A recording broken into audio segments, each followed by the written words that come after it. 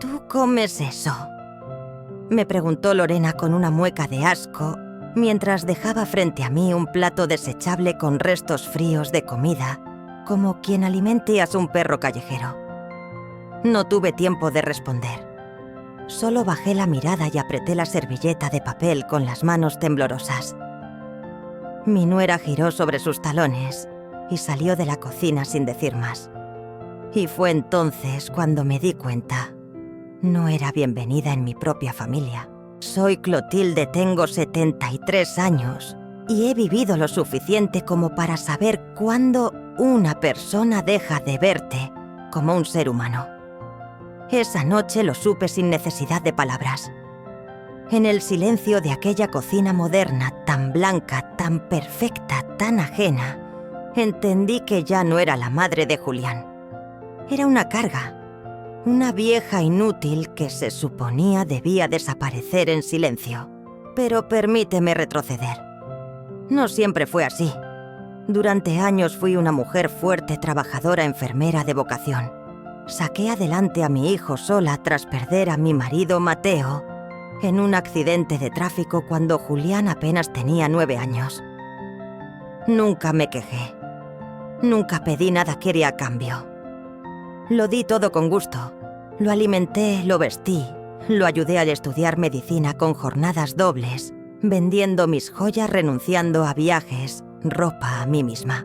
Y cuando me dijo que se casaría con Lorena, una joven de sonrisa encantadora y modales impecables, lo celebré con lágrimas en los ojos. Me dije, ahora tendrá una compañera, alguien que lo cuide cuando yo ya no esté. Qué ilusa fui. Al principio todo parecía bien. Lorena me llamaba suegrita y me traía pasteles cada domingo. Pero pronto llegaron las indirectas, los suspiros forzados, cuando pasaba cerca los cuchicheos por teléfono que se cortaban al entrar yo en la sala.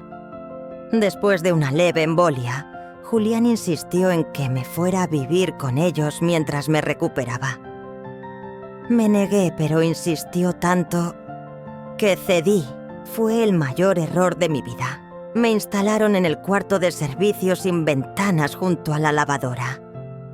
«Para que estés más cómoda y no subas escaleras», dijo Lorena con una sonrisa falsa.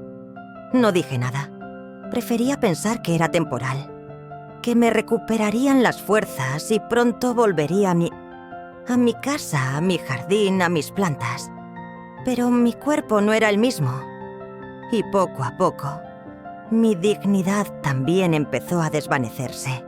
Lorena puso normas, no podía usar el baño del pasillo, solo el del fondo junto a la despensa. No podía cocinar ni ver televisión en el salón. La comida la dejaban en un tupper de plástico etiquetado con mi nombre. A veces ni eso, solo me señalaban lo que había en la basura y decían, «Aún está bueno». Una noche, mientras removía unos macarrones resecos, escuché a Lorena por teléfono. «Está aquí metida todo el día. Huele a vieja. Me enferma». Se rió. Sí, Julián ni se da cuenta. Le pone ojitos y ya. Es tan tonto como su madre. Como su madre. No recuerdo haber sentido algo tan punzante como en ese instante. No era solo el desprecio. Era la certeza de haber criado a un hijo ciego, incapaz de ver cómo su mujer me borraba de su vida poco a poco. Y entonces ocurrió aquella escena inolvidable. Era domingo. El olor del asado llenaba la casa. Escuché risas en el comedor, copas chocando. Me acerqué con cautela. «¿Puedo sentarme un momento con ustedes?», pregunté con la voz baja. Lorena se levantó y caminó hacia mí. Sin perder la sonrisa frente a Julián, me tomó del brazo y me llevó de vuelta a la cocina. «Es mejor que comas en la cocina. La carne está muy jugosa, no quiero manchas en el mantel», susurró. Luego regresó con un plato casi vacío y lo dejó sobre la mesa de formica donde yo solía planchar. «Aquí tienes. Lo que sobró. Más de lo que mereces, la verdad», añadió y se fue. Ese fue mi límite. Comí en silencio como un acto de despedida. Cada bocado sabía a rabia a abandono, a traición. Esa noche lloré como no lo hacía desde que enterré a Mateo. No por las obras, no por el plato desechable. Lloré porque supe que Julián no vendría. No me abrazaría, no me defendería. Me había perdido. Cuando me levanté de esa silla ya no era la misma Clotilde. Me miré al espejo del baño. Tenía la cara hinchada, los ojos apagados, el alma rota. Pero en el fondo, aún quedaba una chispa. Algo se encendió. Una pequeña llama que me susurró: esto no termina aquí. Al día siguiente fingí estar bien. Fui amable. Agradecí el desayuno frío. Escuché en silencio cuando Lorena me dijo que pronto necesitaban mi habitación para la oficina en casa de Julián. Asentí. Tomé nota. Esa noche, mientras fingían dormir, empecé a empacar en secreto.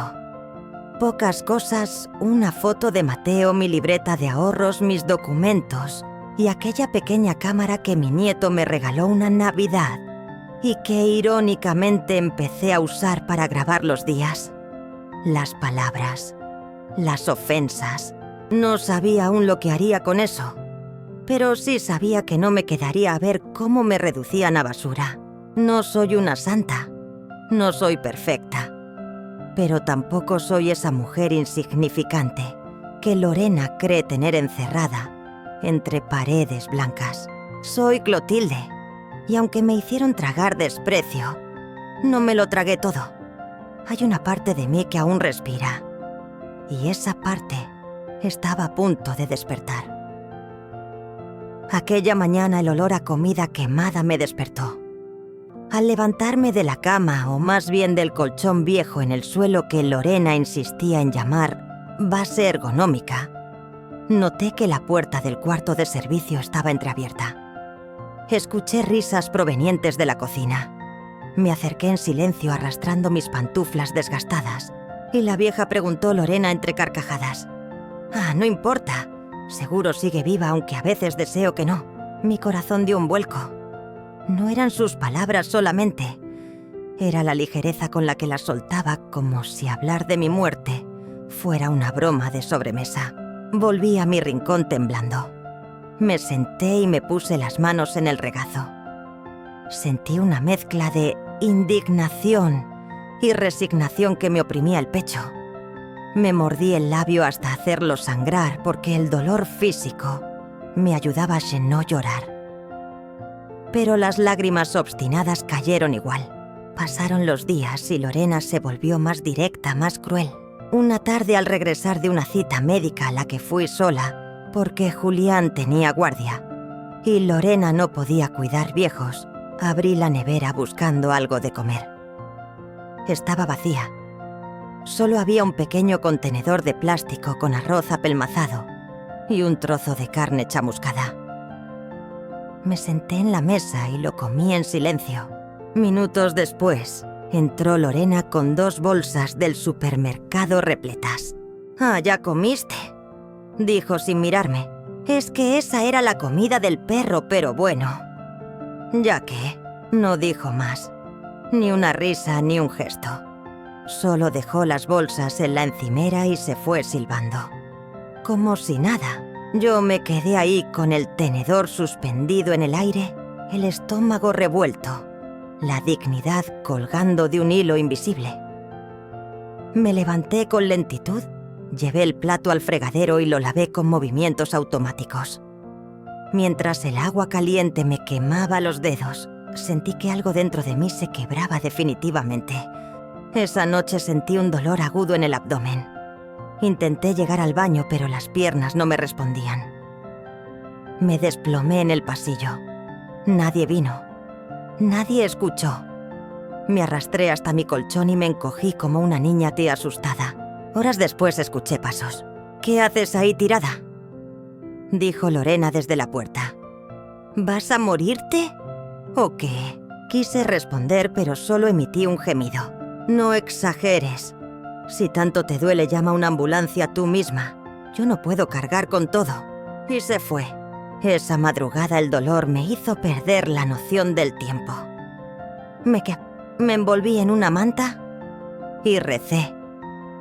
No pedí un milagro. Pedí claridad. Pedí valor. A la mañana siguiente, Julián me encontró en el suelo. «Mamá, ¿qué ha pasado? ¿Por qué no me avisaron?» Lorena apareció tras él con una bata de seda y un café en la mano. Le dije que llamara al médico, pero no quiso. Ya sabes cómo es. Dramática. Mentía. Y lo hacía tan bien que casi lo creí. Me llevaron al hospital.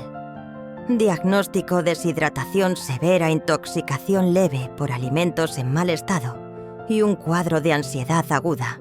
Me quedé 3 días internada. Ninguno de ellos me visitó. Al volver a casa encontré mis cosas revueltas. Mi ropa estaba amontonada en una bolsa de basura. Encima un post-it. Reorganizamos el cuarto. Ahora es oficina. Puedes quedarte en el sofá hasta que encontremos una solución. Aquello no era una casa, era un campo de batalla. Y yo era el enemigo invisible. Pero ese fue también el momento exacto en que todo cambió. Me miré en el espejo del baño. Tenía el rostro hinchado, los ojos hundidos, pero también una chispa. Una pequeña chispa de furia. Y la furia, cuando nace del abandono, puede volverse combustible para la libertad. Esperé a que salieran de casa. Abrí la caja donde guardaba mis cosas personales y saqué mi cámara. Revisé los videos, tenía grabaciones de los insultos, de las humillaciones, del plato de comida podrida, de la bolsa con mi ropa. Luego busqué en la libreta de contactos un nombre. Alicia, mi vecina de toda la vida, abogada, retirada, pero con buenos vínculos aún. La llamé. Le conté todo. Me escuchó en silencio. Clotilde me dijo al final: no solo estás siendo víctima de violencia doméstica, sino de abuso emocional. Y eso se denuncia. Tengo un amigo en el juzgado. Vamos a mover esto. Por primera vez en meses, sentí que alguien me creía, que alguien me veía. Volví al salón donde Lorena miraba su telenovela con las piernas sobre la mesa. Me observó con fastidio. ¿Ahora qué preguntó? Nada, querida. Solo que ya no tengo hambre, le dije y sonreí. Esa sonrisa fue mi primer acto de rebelión. Esa noche dormí mejor. Durante las semanas siguientes recopilé pruebas. Grabé más audios. Hice copias de todo. Mientras ellos salían a cenar, yo trabajaba en silencio. Ya no lloraba. Ya no suplicaba. Planeaba. Una tarde escuché una conversación que fue la gota final. ¿Sabes? Podríamos internarla, dijo Lorena. Hay residencias baratas.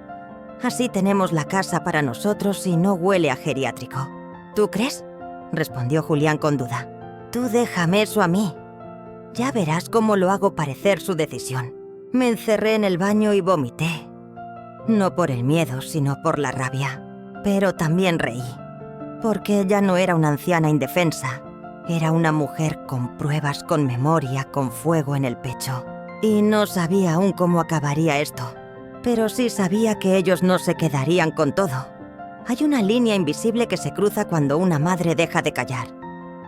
Para mí ese momento llegó una tarde lluviosa de martes, cuando vi a Lorena pasar frente a mí con una copa de vino en la mano y una sonrisa burlona mientras yo fregaba el suelo de la cocina, porque se me había caído agua. No dije nada.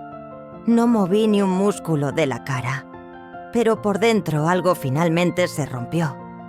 Y cuando una mujer mayor se rompe, no se hace pedazos, se afila. Esa noche me encerré en mi cuartito improvisado donde ya no había cama, solo el sofá viejo del salón. Me senté con mi cuaderno de tapas rojas, aquel que usaba cuando era enfermera para anotar turnos y medicaciones. Ahora lo usaba para registrar los insultos. Abrí la ventana. La brisa fría me despeinó el poco cabello que me quedaba firme. Y ahí, entre el olor a humedad y silencio, lo decidí, me iría de esa casa. Pero no me iría con las manos vacías. Durante semanas fingí estar mejor. Sonreía más. Agradecía por las obras que me dejaban. Incluso me ofrecía regar las plantas. Lorena, encantada de desentenderse de todo, accedió sin sospechar nada. Fue así como descubrí que guardaban copias de llaves, extractos bancarios y documentos importantes en una caja de madera encima del armario del despacho. Una noche, cuando los escuché roncar, me deslicé como un fantasma por el pasillo. Entré a la oficina y con las manos firmes saqué fotos de cada papel, el traspaso del coche que alguna vez estuvo a mi nombre. Los movimientos bancarios donde Julián retiró dinero de la cuenta conjunta que compartimos durante años, sin mi firma. Todo. Cada firma sin mi consentimiento era una puñalada más. Pero también una prueba. Al día siguiente fui a visitar a Alicia, mi vecina abogada. Habíamos acordado hacerlo todo con discreción. Me recibió con un café caliente y una carpeta color crema. «Vamos a proceder». Clotilde me dijo con firmeza: «No solo vamos a recuperar lo que es tuyo, vamos a hacer justicia». Esa palabra justicia me hizo llorar por dentro. Porque a veces lo único que necesita una mujer mayor es que alguien le diga que no está loca, que su dolor no es invisible, que no es exagerada. Comenzamos con una denuncia por violencia psicológica. Con las grabaciones y fotos, Alicia tenía suficiente para activar una investigación. Luego presentamos una demanda por manipulación de patrimonio, alegando que Julián había aprovechado mi estado de salud posterior a la embolia para hacerme firmar documentos sin plena conciencia. Mientras tanto, en casa todo seguía igual en la superficie. Pero yo ya no era la misma. Una tarde Lorena me dio un sobre. Dentro había un folleto de una residencia de ancianos. «Solo para que lo pienses», dijo cruzándose de brazos. «Allí podrías tener tu espacio, tus amigos, gente de tu edad. No quiero que te sientas sola aquí». Quise reírme. Sola ya me sentía. Lo que quería ella era deshacerse de mí, sin mancharse las manos. «Lo pensaré», le dije con voz suave. «Pero necesito tiempo». Lorena asintió satisfecha. Pensaba que había ganado. Esa misma noche empacé mis cosas. No muchas: mi cuaderno rojo, la cámara, la foto de Mateo y la bufanda que me tejió mi nieto cuando aún me abrazaba. No avisé, no dejé carta, no encendí luces. Solo salí.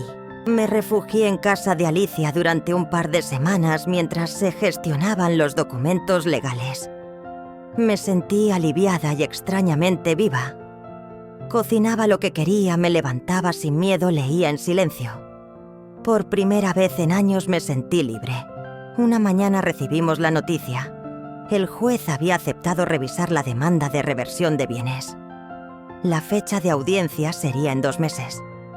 Hasta entonces debía permanecer en silencio absoluto. Nada de redes, nada de llamadas a Julián. Todo debía parecer como si me hubiera ido por voluntad propia. Pero Julián, claro, no lo aceptó tan fácilmente. Una semana después, vino a buscarme. Se presentó en casa de Alicia, desesperado. Gritaba mi nombre desde la calle. «Mamá, vuelve. Lorena está muy mal. ¿Dónde estás?» No bajé. No asomé la cabeza, porque en el fondo sabía que no me buscaba por amor. Me buscaba porque algo se le escapaba de las manos. Días después me llamó al móvil. «Mamá, perdóname. No sabía que Lorena te trataba así». «No digas que no sabías», le respondí con voz seca. «Lo sabías. Solo decidiste no mirar». Silencio. Silencio denso como plomo. «¿Qué quieres? ¿Dinero? ¿Una casa?» «Lo que quiero», dije, «es que sepas lo que se siente ser invisible. Y ahora, Julián, es tu turno de mirar». Colgué. Durante esas semanas recibí mensajes de Lorena también. Algunos eran dulces, otros llenos de veneno. «No vas a ganar nada. Julián te ha dado todo lo que tienes», decía uno. «Vieja rencorosa. ¿Qué quieres?» «Terminar tus días sola», decía otro. No respondí ninguno. Una tarde me llamó Alicia con una sonrisa en la voz. Clotilde, el banco ha congelado la cuenta conjunta mientras se investiga. El coche también ha sido embargado temporalmente. Perfecto, le dije. Que aprendan a caminar como lo hago yo, con dignidad. Y en esa frase me reconocí por fin. Yo, la mujer que limpiaba baños ajenos para pagar una carrera de medicina. Yo, la madre que lloró en silencio mientras su nuera la alimentaba con sobras. Yo, Clotilde, que había sido callada, invisible, golpeada por la indiferencia. Ahora era yo quien tenía el control, y no pensaba soltarlo. Nunca olvidaré el día del juicio. Era una mañana helada de diciembre. Me levanté antes del amanecer, me vestí con mi mejor abrigo de paño, el que guardaba para funerales y bodas, y me peiné con esmero. Me miré al espejo. Ya no vi a la anciana encorvada que comía sobras. Vi a una mujer que había vuelto a su lugar. Alicia me esperaba en la puerta del juzgado. Iba vestida de negro, con sus gafas colgando del cuello y una carpeta gruesa entre las manos. Me tomó del brazo con suavidad. ¿Estás lista, Clotilde? Asentí. Estaba más que lista. Julián y Lorena llegaron tarde.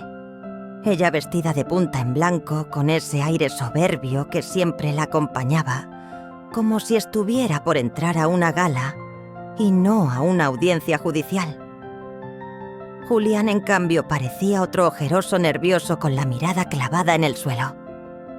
Ni siquiera se atrevió a saludarme. Nos sentamos frente al juez. La sala era pequeña, casi íntima. Se escuchaba hasta el roce del papel. Todo estaba tan en silencio que podía oír mi propio corazón latiendo dentro del pecho. El juez leyó la denuncia: violencia psicológica, abuso patrimonial, coacción emocional. Lorena se removía en su silla con una sonrisa congelada. Julián sudaba. Entonces llegó el turno de Alicia. Se levantó firme como una roca y comenzó a desplegar los documentos. Uno por uno. Las grabaciones, las fotos, las transcripciones, las capturas de pantalla. El video donde se escuchaba claramente la voz de Lorena diciendo: «Dale las sobras. Ni el perro come eso, pero que lo aproveche». El juez alzó las cejas. Julián palideció. Lorena por primera vez se quedó sin palabras, y luego fui yo quien habló. Me levanté con lentitud, tomé aire y clavé los ojos en el magistrado. Durante años lo di todo por mi hijo. Me quité el pan de la boca, las vacaciones, los vestidos por él. Le pagué la carrera, lo cuidé. Le sequé las lágrimas. Jamás pedí nada a cambio. Solo amor, solo respeto. Pero en esta casa, su casa, no fui tratada como madre, ni siquiera como persona. Me hicieron sentir basura. Me obligaron a comerla. Me quisieron desaparecer como si no valiera nada. Y hoy estoy aquí no solo por mí, sino por todas las mujeres mayores que son silenciadas, ridiculizadas, tratadas como un estorbo. Estoy aquí porque mi silencio se acabó. Se hizo un silencio denso en la sala. El juez me observó largo rato. Luego se dirigió a Julián. ¿Tiene algo que decir? Mi hijo levantó la vista por fin. Sus ojos estaban rojos. Intentó hablar, pero las palabras se le atoraron en la garganta. Solo dijo: «No sabía, no imaginé, no quiso saber», interrumpí. Esa es la diferencia. El fallo fue contundente. El juez ordenó la devolución de la propiedad que estaba a nombre de Julián, pero que había sido comprada con dinero mío. Se embargaron las cuentas conjuntas hasta que se pudiera verificar el origen de los fondos. Lorena fue denunciada formalmente por maltrato psicológico a persona mayor. Y lo más importante, se dictó una orden de alejamiento de 200 metros hacia mi persona. Salimos del juzgado. Alicia me apretó el brazo. «Lo lograste», susurró. «Clotilde, eres una fuerza de la naturaleza». Lloré. no de tristeza, de alivio, de rabia liberada, de justicia tardía, pero justicia al fin. Semanas después volví a la casa que tanto trabajo me había costado levantar. La encontré vacía, silenciosa, con los ecos de lo que fue y lo que ya no sería. Había cajas rotas en el salón, un jarrón estrellado en el suelo y el olor rancio de abandono. Recorrí las habitaciones. En el baño seguía colgado el espejito con el marco azul que usaba para maquillarme cuando aún me importaba verme bonita. En el cajón de la cocina encontré una cuchara con restos de salsa reseca. No sé por qué, pero verla me hizo sonreír. Encendí el horno. Preparé un guiso de lentejas como los que hacía cuando Julián era niño. Me senté en la mesa, serví mi porción en un plato de loza con cubiertos de verdad y comí despacio. Saboreé cada bocado como si fuera un triunfo. Y lo era. Pero la historia no termina ahí. Un día recibí un paquete por correo. No tenía remitente. Era una caja pequeña mal envuelta. Al abrirla encontré algo repugnante, un tupper con restos de comida podrida. Arriba una nota escrita con tinta corrida. Espero que te aproveche, vieja. Lorena. Mi cuerpo se estremeció. No de miedo, de lástima. Qué bajo había caído. Qué poco le quedaba. No respondí con rabia. No hice denuncias. Solo metí los restos en una bolsa y los tiré al contenedor más cercano. Luego me senté en el escritorio. Saqué una hoja en blanco y escribí de mi puño y letra: Fundación Mateo. Por la dignidad de los mayores. Con el dinero recuperado, decidí crear un fondo para ayudar a ancianos víctimas de abuso familiar. No por heroína, no por orgullo, sino porque nadie debería comer basura en su vejez. Nadie debería callar mientras lo reducen a nada. Semanas más tarde, en una conferencia pequeña en el centro cultural de mi barrio, conté Matori mi historia. Había 26 personas en la sala, la mayoría mujeres mayores con ojos brillantes. Al final se acercaron a abrazarme. Una me dijo: yo también comí sobras, pero ahora sé que no estoy sola, y eso fue suficiente. Un mes después recibí un mensaje de Julián: mamá, lo siento. No puedo dormir. Lorena me ha dejado. Me he quedado sin nada. Solo quería saber si algún día podrás perdonarme. Lo leí muchas veces. No supe qué responder, así que simplemente no respondí. Hay heridas que no se cierran con un perdón, pero sí se cicatrizan con verdad, con justicia y con una vida nueva. Y eso es lo que yo había elegido. Mi nombre es Clotilde, y no me quedé con las sobras. Me quedé con lo que merecía. ¿No vas a contestarle?, me preguntó Alicia mientras dejaba una taza de té frente a mí. Tenía el teléfono en la mano. En la pantalla, una vez más, el mismo mensaje de mi hijo: mamá, por favor. Solo quiero hablar. Lo dejé sobre la mesa sin desbloquearlo. Sus palabras ya no me herían. Tampoco me aliviaban. Era como si la voz que tanto esperé en el pasado ya no tuviera eco en mi pecho. No le respondí. Ya no necesito escuchar nada más. Los días siguientes los dediqué a lo que verdaderamente importaba: volver a mí misma. Volver a Pitatasís, a habitar mi casa con dignidad. Pinté las paredes, lavé las cortinas, volví a colgar los cuadros de Mateo en el salón. No para recordar la tristeza, sino para honrar la vida que tuvimos. La vida que merecimos. Inauguré oficialmente la Fundación Mateo un sábado por la mañana. Vinieron más personas de las que esperaba: ancianas con bastones, parejas mayores de la comunidad, incluso una trabajadora social del ayuntamiento. Leí un breve discurso con las manos un poco temblorosas, pero la voz firme. Nadie tiene derecho hasta a hacernos sentir basura. No por la edad, no por nuestras arrugas, no por tener menos fuerzas. Y si el mundo insiste en olvidarnos, entonces hablaremos más fuerte hasta que no puedan ignorarnos. Hubo aplausos, hubo lágrimas, pero sobre todo hubo esperanza. Pocos días después recibí una visita inesperada. Eran casi las 8 de la noche. Escuché 3 golpes en la puerta. Abrí. Era Julián. Estaba delgado, desaliñado, con los ojos hundidos. Llevaba una bolsa de tela colgando del hombro y sostenía un ramo de flores marchitas. Mamá susurró. No dije nada. Lo observé. Parecía un niño perdido. Lorena se fue. Se llevó todo. Hasta el coche.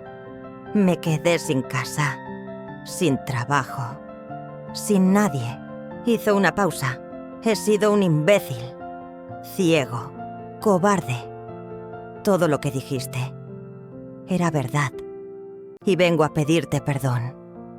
Pero no por lo que pasó en el juicio, sino por lo que permití que te hicieran. Por quedarme callado. Por traicionarte. Mis ojos se llenaron de lágrimas, no por tristeza, sino por el dolor seco del reconocimiento tardío.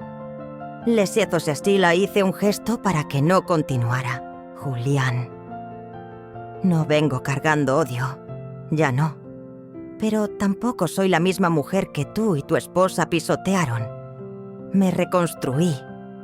Me levanté desde las ruinas que dejaron en mí. Así que si has venido esperando volver a lo de antes... No, ¿no me perdonas? No se trata de perdón, dije. Se trata de consecuencias. Tú hiciste tus elecciones y yo hice las mías. Cerré la puerta con delicadeza. No de golpe. Porque la verdadera justicia no necesita estruendo. Solo necesita firmeza. Esa noche dormí profundamente. Por primera vez en mucho tiempo, sin sobresaltos ni pesadillas. A la mañana siguiente encontré una carta debajo de la puerta. Era de Julián. Decía que se iba a vivir al pueblo de su padre. Que buscaría ayuda psicológica. Que no volverías a molestarme. Nunca supe si cumplió esa promesa. Nunca volví a saber de él. Y aunque me dolía en un rincón profundo, también sentí alivio. Porque a veces, el mayor acto de amor que una madre puede hacer es soltar. Un mes más tarde me llegó una notificación oficial del juzgado. El fallo definitivo. Me devolvían todos los derechos sobre la propiedad que había cedido en un momento de vulnerabilidad. Además, el juez había dictado una indemnización a mi favor por los daños sufridos durante el tiempo que viví con ellos.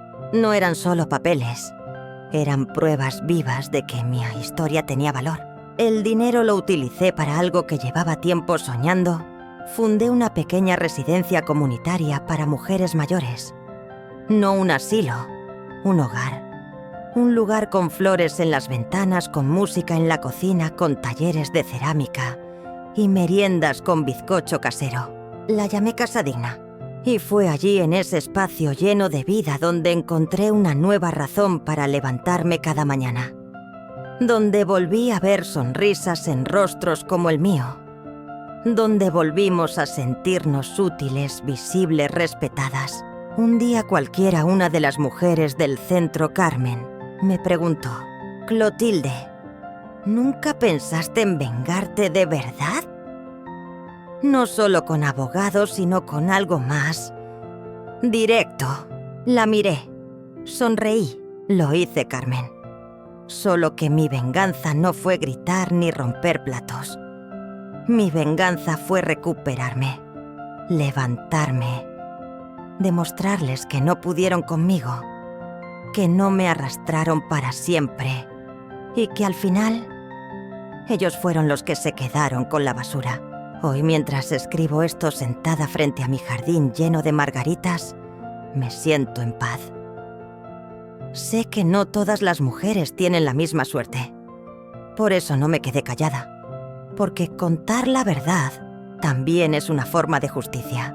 Y si alguien alguna vez te hace sentir que no vales nada, Recuerda esto. Tú no eres tus arrugas, ni tu bastón, ni tus silencios. Eres todo lo que has vivido. Y si ellos no lo ven, que coman las sobras.